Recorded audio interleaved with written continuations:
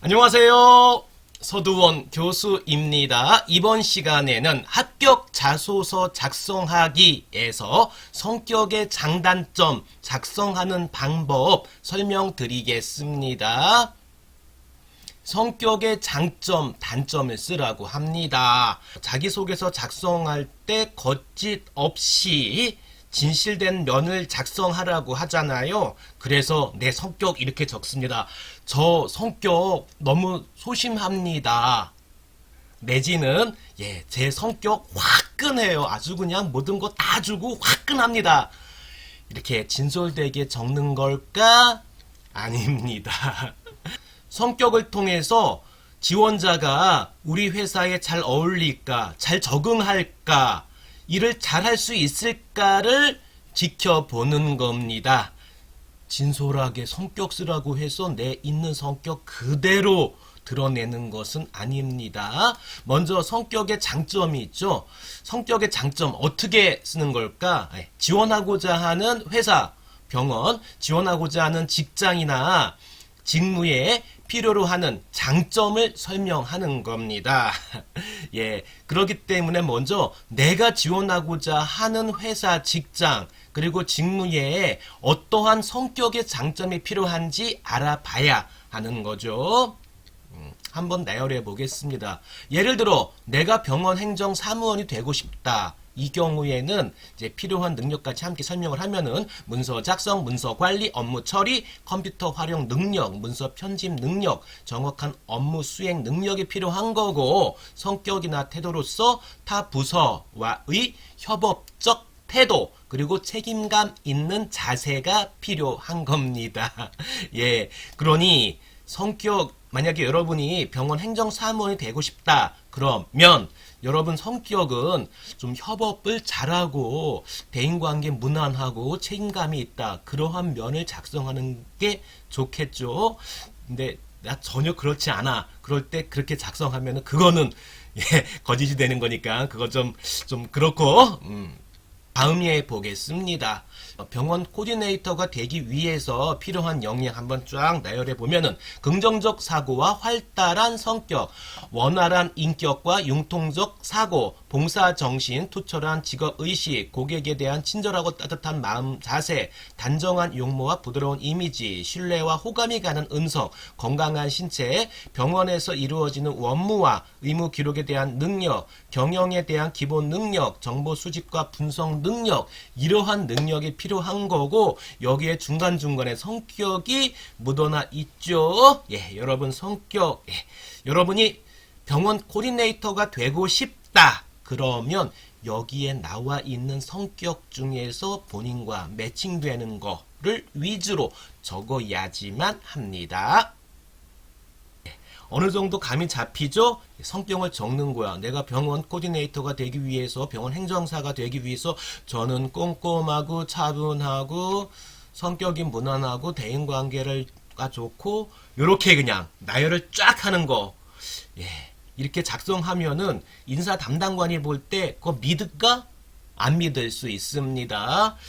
인사 담당관이 볼 때 이 사람 이거 진짜로 성실하고 책임감이 강하고 사교성이 좋은 건 맞아? 이렇게 생각할 수가 있거든.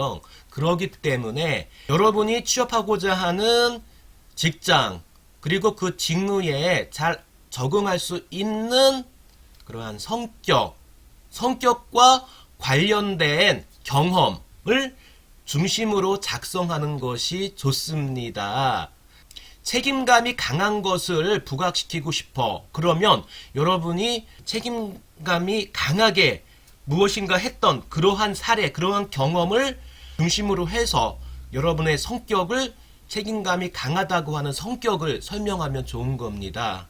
성실하고 봉사정신이 강해, 그러한 면을 강조하고 싶다면 봉사활동이나 재능기부활동을 가서 여러분이 경험한 그러한 사례를 중심으로 해서 좀 나열을 하면은 좋은 성과 얻을 수 있습니다. 그리고 나는 그러한 장점을 발전시키기 위해서 어떻게 노력하였는가, 이제 그러한 내용을 적어도 좋고요.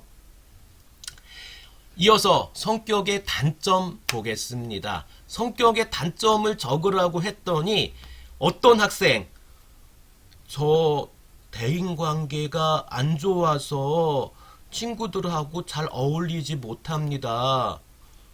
진솔된 거지. 진솔된 거긴 하지만 그렇게 적으면 인사 담당관이 여러분 뽑아? 절대 뽑지 않습니다. 진솔하게 적으라고 해서 그렇게 치명적으로 안 좋은 면 적으면 안 돼요. 단점을 적을 때에는 지원 분야의 치명적인 단점 적으면 안 되는 겁니다. 대인관계가 안 좋다고 하는 거 피하는 게 좋습니다. 저는 직선적으로 말을 합니다. 적었어. 그럼 얘가 상사한테 막 대들 거 아니야? 그렇게 생각할 수가 있겠고, 저는 꼼꼼하지 못합니다. 사무직을 가려고 그러는데 사무직에 지원을 하는데 꼼꼼하지 못하대. 그럼 뽑을까? 안 뽑아.